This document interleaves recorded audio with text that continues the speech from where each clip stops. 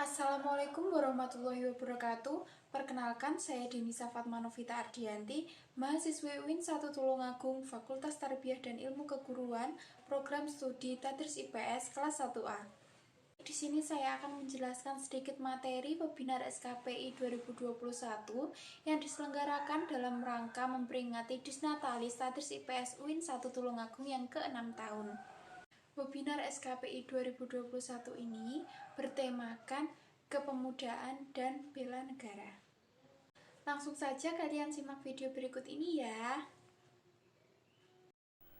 Webinar SKPI 2021 dengan tema kepemudaan dan bela negara ini akan dibuka dengan kutipan yang sangat bermakna dari John F. Kennedy, yaitu "Don't ask what your country can do for you, ask what can you do for your country", yang artinya jangan tanyakan apa yang telah dilakukan oleh negara untukmu, tapi tanyakan pada dirimu apa yang sudah kau lakukan untuk negaramu.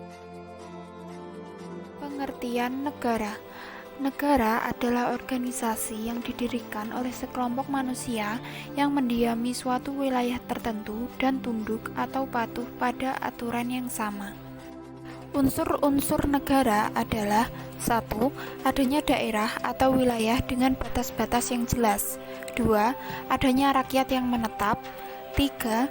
Adanya pemerintah yang berdaulat. 4. Adanya pengakuan dari negara lain. Catatan, unsur 1, 2, dan 3 disebut dengan unsur konstitutif, sedangkan unsur keempat disebut dengan unsur deklaratif. Bela negara adalah sikap dan tindakan warga negara yang didasari oleh kecintaan pada negaranya, untuk melindungi dan mempertahankan negaranya dari berbagai macam ancaman, baik ancaman dari dalam negeri maupun ancaman dari luar negeri. Motivasi untuk membela negara. 1. Bukan karena undang-undang yang mewajibkannya, melainkan lebih mendasar lagi. 2. Karena ia mencintai bangsa dan negaranya. Latar belakang pentingnya bela negara. Bela negara diperlukan karena adanya ancaman, yaitu setiap usaha dan kegiatan, baik dari dalam negeri maupun luar negeri yang dinilai membahayakan kedaulatan negara, keutuhan wilayah negara, dan keselamatan bangsa. Berbagai sumber ancaman. Ancaman dari dalam negeri. 1. Konflik antar kelompok atau golongan. 2. Kelompok separatis. 3. Pemaksaan kehendak atau kerusuhan. 4. Korupsi. 5. Memudarnya rasa nasionalisme. Dan 6. Kemiskinan dan pengangguran. Adapun ancaman dari luar negeri adalah: 1. Invasi atau agresi militer. 2. Serbuan budaya asing. 3. Terorisme skala internasional.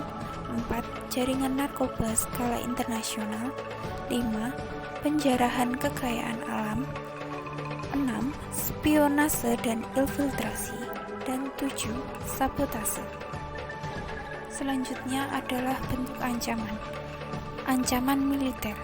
Ancaman militer adalah ancaman yang menggunakan kekuatan bersenjata yang terorganisasi yang membahayakan kedaulatan negara, keutuhan wilayah negara, dan keselamatan segenap bangsa. Contoh dari ancaman militer adalah: 1. Agresi dan invasi. 2. Blokade. 3. Spionase. 4. Sabotase. 5. Pemberontakan bersenjata. 6. Perang saudara antar kelompok yang menggunakan senjata. 7. Aksi teror bersenjata oleh jaringan terorisme internasional. Ada juga ancaman non-militer. Ancaman non-militer adalah ancaman yang menggunakan kekuatan non-senjata, yaitu kekuatan ekonomi, politik, dan sosial budaya yang dinilai mampu membahayakan kedaulatan negara, keutuhan wilayah negara, dan keselamatan segenap bangsa. Adapun contoh ancaman non-militer adalah: 1. Pengaruh budaya global. 2. Pengaruh ekonomi. 3. Kejahatan internasional atau terorisme, imigran gelap, narkotika, dan pencurian kekayaan alam. 4. Penyebaran ideologi yang tidak sesuai dengan jiwa NKRI. Lalu, peran TNI. Dalam menghadapi ancaman militer, sistem pertahanan negara menempatkan Tentara Nasional Indonesia atau TNI sebagai komponen utama dengan didukung oleh komponen cadangan dan komponen pendukung. TNI melaksanakan operasi militer untuk perang. Pentingnya partisipasi masyarakat dalam bela negara. 1. Adanya ancaman. 2. Sistem pertahanan kita adalah Sishan Kamrata. Dalam Sishan Kamrata, rakyat merupakan salah satu komponen pertahanan, yaitu sebagai komponen cadangan. 3. Globalisasi merupakan kenyataan yang tidak bisa ditolak, yang merupakan ancaman non-militer sehingga memerlukan keterlibatan masyarakat secara sungguh-sungguh. Bentuk-bentuk usaha pembelaan negara. Pasal 9 ayat 2 Undang-Undang Nomor 3 Tahun 2002 tentang Pertahanan Negara, keikutsertaan warga negara dalam upaya bela negara dapat dilakukan melalui 1. Pendidikan kewarganegaraan, 2. Pelatihan dasar militer, 3. Pengabdian sebagai prajurit TNI, dan 4. Pengabdian sesuai dengan profesi masing-masing. Tindakan nyata pelajar dalam usaha bela negara: tidak terlibat dengan narkoba, tidak ikut tawuran, tidak ikut mabuk-mabukan, tidak berbuat onar baik di sekolah maupun di lingkungan, rajin belajar, berprestasi, membantu orang tua di rumah, menghormati agama orang lain, dan aktif dalam kegiatan remaja.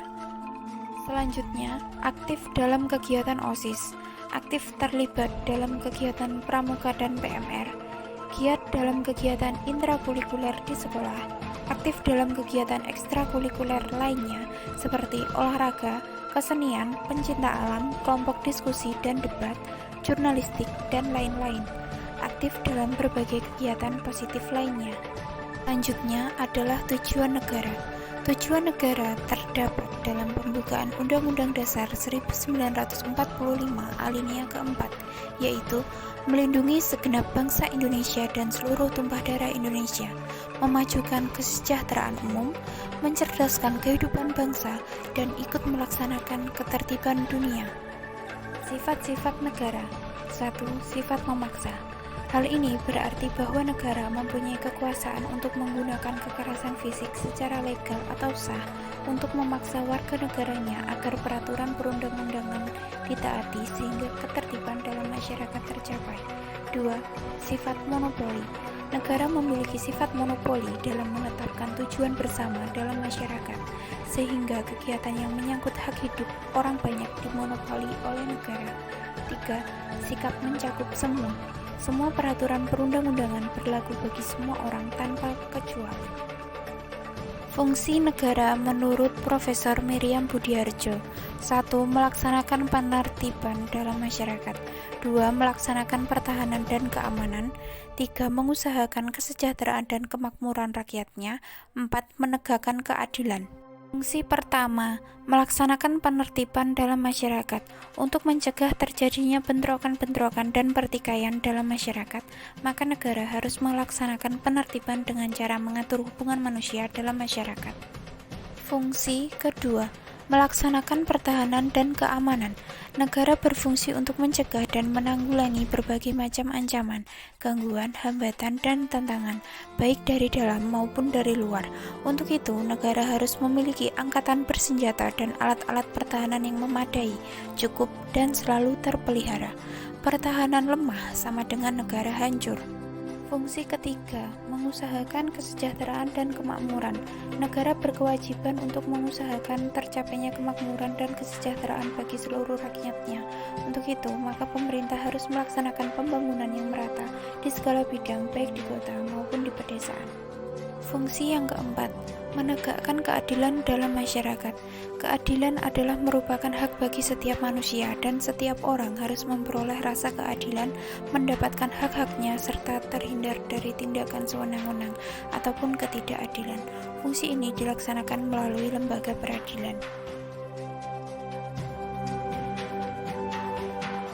Sekian dulu penjelasan materi dari saya. Ada kurang lebihnya saya mohon maaf yang sebesar-besarnya. Terima kasih. Wassalamualaikum warahmatullahi wabarakatuh.